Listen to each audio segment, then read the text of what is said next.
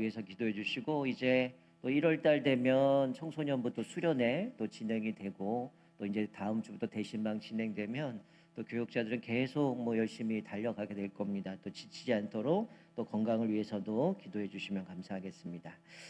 오늘 본문의 말씀을 가지고 이제 벌써 5일 차입니다. 그래 내일 하루 남았는데 오늘 저녁에 금요 기도회는 없습니다. 오시면 안 됩니다. 저녁에 오셔도 안 문은 닫혀 있을 거고 내일 새벽에 또 예배 드려지니까 또 우리 참고해 주시기 바랍니다. 내일은 우리 다음 세대 주일학교 유치부부터 또 청년부 특송이 있습니다. 또 준비해 주시기 바랍니다. 오늘 본문의 말씀을 가지고 하나님의 인정함에 대해서 같이 나눴으면 좋겠어요. 인생 가운데 우리가 하나님 앞에 인정받는 인생으로 살아가기 위해서 우리는 어떤 삶을 살아야 되는가 좀 같이 살펴봤으면 좋겠어요.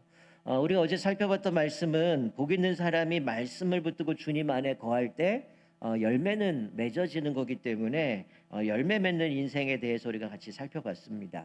말씀을 따라 산다라는 거는 마치 나무가 시냇가에 심어서 또 철을 따라 열매를 맺는 것처럼 이 풍요로운 인생을 만들어 간다는 거죠. 그러니까 우리의 인생도 마찬가지죠. 하나님의 은혜의 강가에 나무를 깊이 뿌리가 박혀서 생명력이 넘쳐날 때 우리는 열매 맺는 삶을 살아갈 수 있다는 거예요.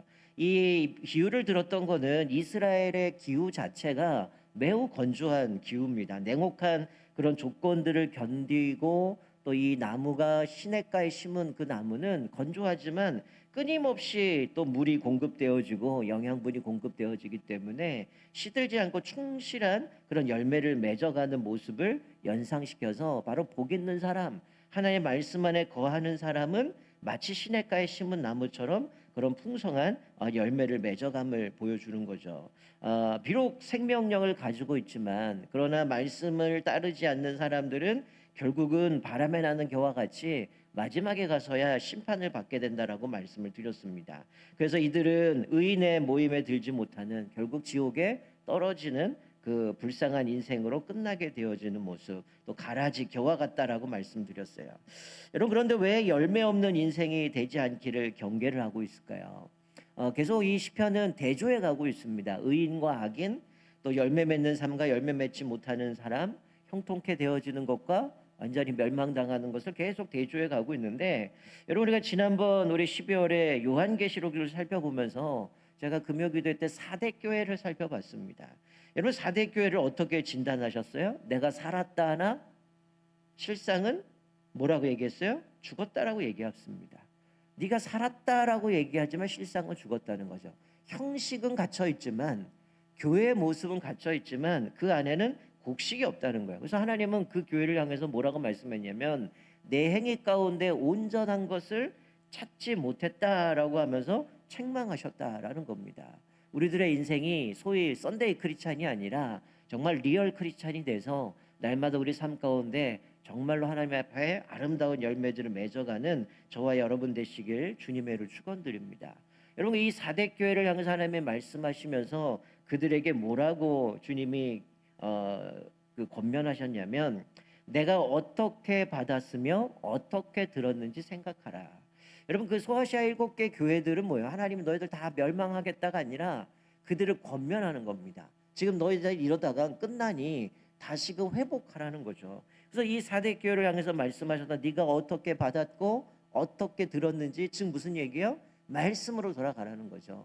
네가 지금 말씀 안에 거하지 않고 말씀 안에 뿌리 내리지 않으니까 살았다고 하지만 죽은 것 같은데 너 돌이켜서 회개하고 다시금 복음 안에 살아가라고 얘기해요. 그렇지 않으면 도둑같이 임하게 돼서 제가 그때 말씀드렸죠. 4대 교회가 자기들은 뭐 동서남북 다 절벽이고 우리는 남쪽만 막으면 충분히 이긴다 생각하기 때문에 방어하지 않다 결국 망했던 것처럼 그들이 갑자기 뭐 비밀 통로를 들어와서 그들을 점령했던 것처럼 마치 도둑이 오는 것처럼 하나님이 너희들을 책망하시고 심판하실 것이다 라고 말씀을 드렸다는 거죠.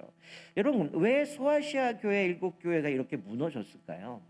그 소아시 교회를 쭉 보면 책망받은 교회, 칭찬받은 교회 뭐 이렇게 섞여 있긴 하지만 그들의 모습을 보면 처음 사랑을 잃어버렸다. 말씀이 아니라 너희들은 타협했다. 우상 숭배를 했다. 거짓 선지자를 용납하고 우상 제물을 먹고 또 차지도 접지도 않다라고 얘기해서 이들의 신앙을 계속 하나님께서 책망하고 계시거든요.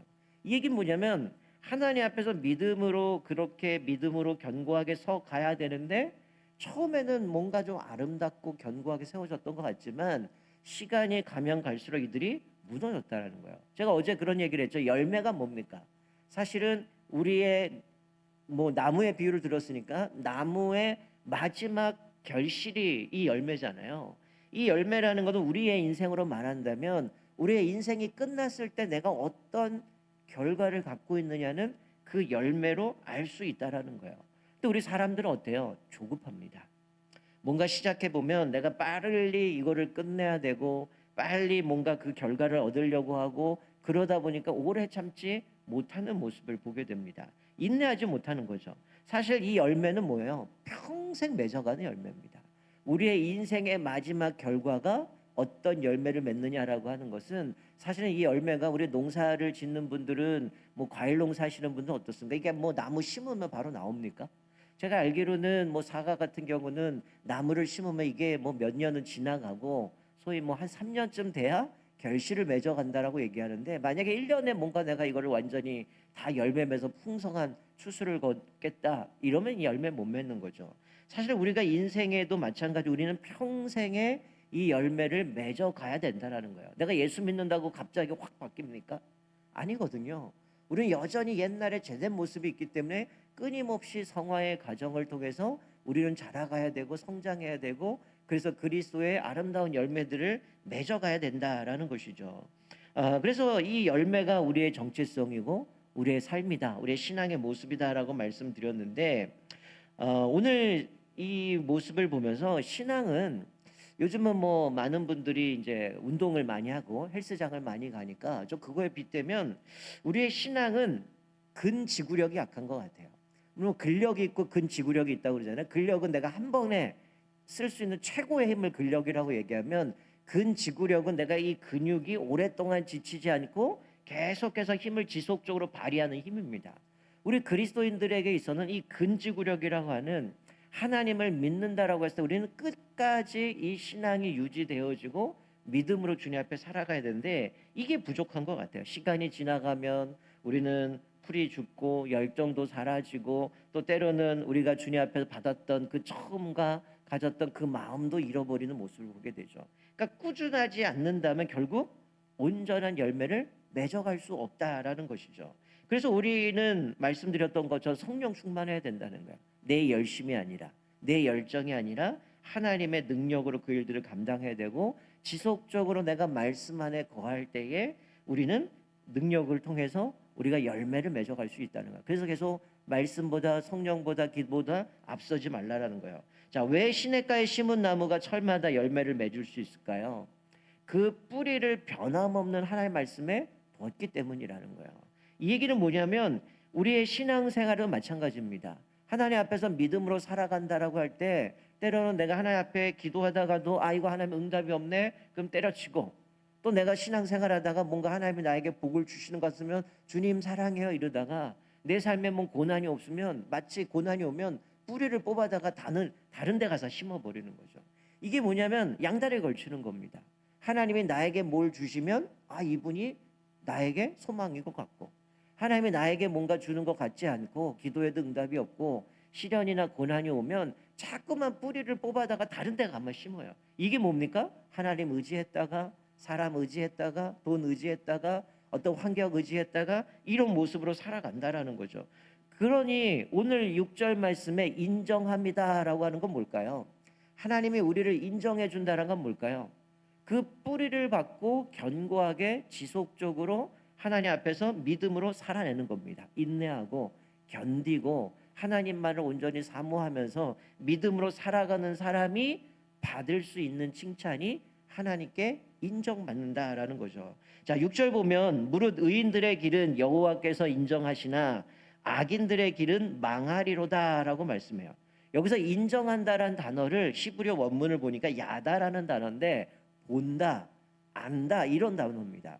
즉 하나님께서 보고 계신다는 거죠. 하나님이 우리를 보고 계시기 때문에 우리의 모든 것을 다 알고 있는 것이죠. 그러니까 어떤 사람을 보실까요? 하나님 앞에서 꾸준히 성실히 믿음으로 자기 자리를 지키면서 하나님 앞에 인내하고 하나님 앞에서 그 말세지말에 환난과 핍박이 있지만 예수님 말씀하신 것처럼 끝까지 견디는 자는 구원을 얻으리라 라고 말씀하신 것처럼 하나님의 어떤 분을 본다고요? 주님 앞에서 흔들림 없이 지속적으로 주님 말을 신뢰하면서 그 뿌리를 박아서 인내하고 견디고 또 주님 앞에서 신실하게 살아가는 자를 보고 계신다는 거예요. 자, 반면에 악인들, 어제도 말씀드렸죠. 이 악인이라는 거는 죄를 지었다, 뭐 사악하다 이렇게 얘기를 했는데 그들은 어떻다는 거예요? 곧 망한다는 겁니다. 여기서 망한다라는 의미가 아바드라는 단어는 되게 다양한 의미로 쓰고 있지만 길을 잃다, 헤매다, 빼앗긴다, 소멸한다, 목숨을 잃다 이런 의미가 있어요. 그러니까 즉 이들은 뭐예요? 형태는 갖추고 있지만 열매 맺을 수 없는 사람들, 오래 참지 못하고 그리고 하나님을 신뢰하다 아닌 것 같으면 다른 거 가져가고 다른 거 찾아가고 이런 모습 사람들은 어떻다라는 거예요? 인내하지 않는 자들은 결국 헤매다가 결국 그들의 인생은 길을 잃어버리고 자신의 것도 다 빼앗겨버리고 결국 주님 앞에 버림받게 되어지는 인생을 말씀해 주고 있는 거죠. 여러분 저희가 뭐 12월 달에 소아시아 7교회를 쭉 살펴보지만 이 소아시아 7개 교회를 하나님께서 뭐 책망하기도 하고 또 그들에게 칭찬하시기도 하지만 마지막에 가서는 공통점이 하나 있어요. 뭡니까? 이기는 자는 이라고 하면서 약속이 주어집니다. 이긴다라는 거 뭡니까? 끝까지 주님 앞에 나가는 거죠. 너희가 핍박받고 있고 그 소아시아 자체가 로마 황제에 의해서 핍박받고 자기들 고민 가운데 있는 상황 가운데 목숨을 내어놓은 상황 가운데 끝까지 견디는 사람, 인내하는 사람, 신앙을 지키는 사람, 내가 지금 뭐 차지도 덥지도 않지만 다시금 돌이켜서 또 주님의 말씀 안에 거하는 사람, 그 사람들에게 주시는 약속이 있었다라는 거죠. 그러니까 하나님께서 우리에게 끝까지 믿음 안에서 견고하게 서 가는 사람들을 인정해 주신다라고 하는데 이기는 자가 되고 특별히 성령께서 하시는 음성을 들으라고 말씀하는 거죠. 소아시아 7개 교회들은 어쩌면 우리들이 가지고 있는 모습들입니다. 교회가 하나님 앞에서 때로는 시련도 당하고 어려움도 당하고 우리 인생에도 그런 모습이 있지만 하나님 앞에서 흔들림 없이 견고하게 서 가는 자, 그런 자들을 하나님이 인정해 주신다라고 말씀하고 있는 거죠.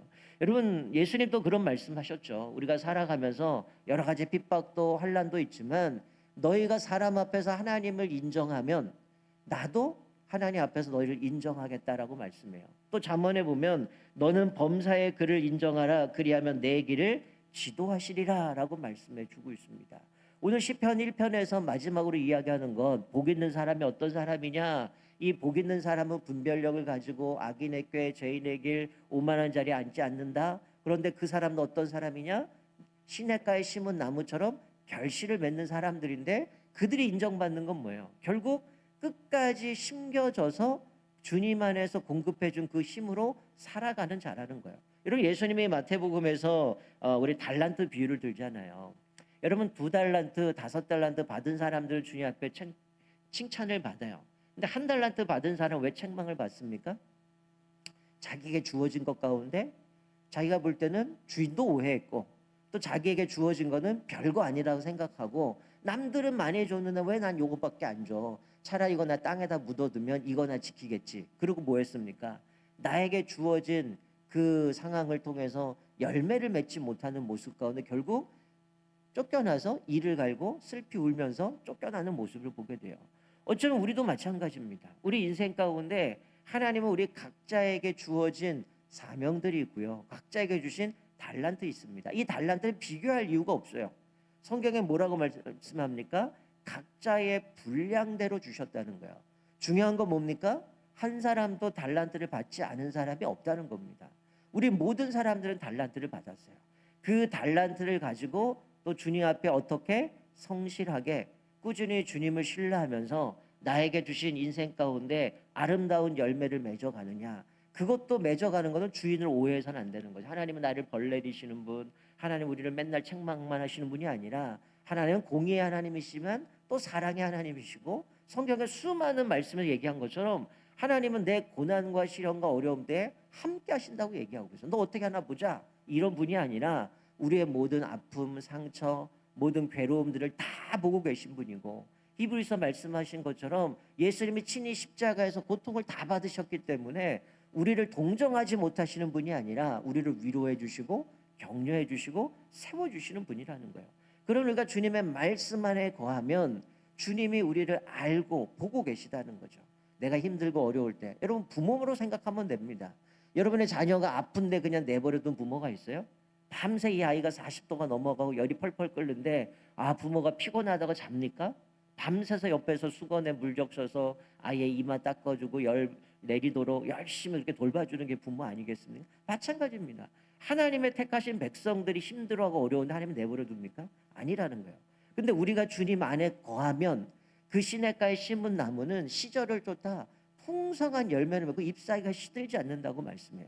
우리가 주님 안에 거할 때, 말씀 안에 거할 때 때로는 시련도 있고 역경도 있고 어려움이 있지만 우리가 주님 앞에서 끝까지 인내하고 견디는 거죠. 왜? 주님이 나를 포기하지 않으시고 세상 끝날까지 우리와 함께 하신다고 말씀하셨고 하나님의 그 능력으로 우리는 달려갈 수 있기 때문에 하나님 우리를 책임져 주시기 때문에 우리는 믿음으로 나아갈 수 있음을 보게 되어집니다. 우리가 오늘 이 말씀을 기억하면서 우리가 2025년 한 해가 하나님 앞에서 믿음으로 살아낼 때 말씀 안에 거할 때에 여러분의 인생을 보시고 여러분의 모든 상황을 아시는 주님께서 여러분들을 인정해 주시기를 주님의 축원드립니다. 그래서 여러분의 인생이 하나님 앞에서 이 자녀는 하나님 앞에서 괴로움이 있고 힘들고 시련이 있지만 흔들림 없이 주님을 신뢰하며 믿음으로 살아가는 것, 하나님 앞에 인내하고 견뎌내는 것, 그 자들 하나님을 인정해 주시고 하나님의 그들을 형통케 해주신다라고 말씀해 주고 있어요. 제가 올해 표를 내려놓음이라고 정한 것은 여러분 제발 좀 세상의 것들에 눈 돌리지 마셨으면 좋겠어요. 자꾸만 우리는 기독교인임에도 불구하고 세속적인 가치관이 너무 우리 안에 자리 잡아 있습니다. 이거 아니면 내 인생 망할 것 같고 우리 젊은이들도 세상에 다 소망 없다 그러고 안 된다 그러고 이생 망했다 그러고 이런 얘기를 하니까 그리스도인들조차도 그런 생각을 하는 거야. 나 안 돼. 이 세상이 이게 힘든데 우리가 어떻게 해? 여러분 그런데 성경을 보면 어떻습니까? 수많은 믿음의 사람들은 환경 탓하지 않았어요. 환경이 어려워도 정말 포로 생활을 해도 비참한 삶을 살아도 하나님은 그들의 인생을 다 보고 계셨고 돌보셨기 때문에 그들을 출애굽에서부터 시작해서 가나안으로 인도하셨고 때로는 넘어질 수 있지만 포기하지 않으셨다는 거예요. 하나님은 신실하신 분입니다. 하나님이 한 번 도와주고 얘는 글러먹었네. 그러니 얘는 버려야지 이러지 않으셨어요. 그랬다면 우리가 어떻게 구원받았겠습니까? 하나님의 그 약속을 이루시기 위해서 때로는 참아주시고 인내해주시고 기다려주시는 거고 성경에도 보면 왜 예수님은 재림하신다는데 재림 안 하십니까? 왜 더디오십니까? 한 명이라도 더 구원하시기 위해서 기다리고 인내하고 계신다고 말씀해요. 하나님도 우리를 만들어 가시는데 얼마나 인내가 많으셨겠어요. 얼마나 포기하지 않고 우리를 계속 기다려 주셨겠어요. 그런데 우리는 주님을 섬기면서 우리는 끝까지 주님을 신뢰하고 믿음으로 나가기보다는 당장 내 손에 뭔가 주어져야 되고 내 눈에 뭔가 결과물이 나와야지만 그렇게 가지만 하나님은 우리를 평생의 삶을 통하여 만들어 가신다라는 겁니다. 우리의 삶도 우리의 신앙도 마찬가지다. 한순간 내가 이게 하나님 앞에 이때만 열심히 하고 그다음 포기하는 것이 아니라 정말로 주님 앞에서 주님 부르시는 그날까지 늘 우리가 깨어서 기도해야 되고 또 말씀 안에 거해야 되고 또 주님 앞에서 어떤 시련이나 환경이 올지라도 우리가 하나님의 나라와 의를 구하면 이 사건을 통해서 이 문제를 통해서 어려움 속에서 하나님이 우리를 어떻게 인도하시는지를 깨닫게 되어지는 거예요. 그러면 우리는 흔들리지 않는다는 겁니다. 결국 우리가 오늘 시편의 말씀 6절에 있는 것처럼 하나님 앞에서 주님 앞에서 인정받는 인생은 끝까지 하나님 앞에 흔들림 없이 지속적으로 말씀 안에 거하고 우리가 정말로 이제 내일이면 특세가 끝나지만 여러분 2025년 한 해 동안 지속적으로 말씀 묵상하시고 또 지속적으로 기도하는 일에 힘써 주셔서 여러분이 하나님과 끊임없는 교제 가운데에 우리가 이 복 있는 사람이 되어져서 우리가 가는 곳마다 하는 일마다 형통케 되어지는 복을 누리며 살아가실 주님을 축원드립니다. 이제 내일 하루 우리가 이제 특세 남아 있는데 우리 내일은 다음 세대 우리가 같이 예배를 드립니다. 내일은 특송할 때 우리 부모님하고 자녀들하고 좀 같이 앉으셨으면 좋겠어요. 마지막에 우리 부모님과 자녀들이 기도하는 시간도 드릴 텐데 또 여러분들이 함께 또 우리 다음 세대와 함께 나올 때에 우리가 2025년 한 해가 정말 하나님 앞에서 내가 가지고 있는 모든 힘들 다 빼버리시고 또 주님 앞에서 우리가 어떻게 살아가야 되는가 또 성령 충만하고 기도보다 말씀보다 성령보다 앞서지 않고 사도 바울이 고백한 것처럼 기도와 말씀으로 거룩해진다라고 말씀하는데, 올 한 해가 정말 주님 앞에서 기도와 말씀으로 균형을 갖추시고 또 주님 앞에서 끊임없이 인내하면서 또 주님 앞에서 믿음으로 나아갈 때 올 한 해 여러분의 인생이 하나님 앞에 인정받는 복된 한 해 되시기를 주님의 이름으로 축원드립니다. 아멘.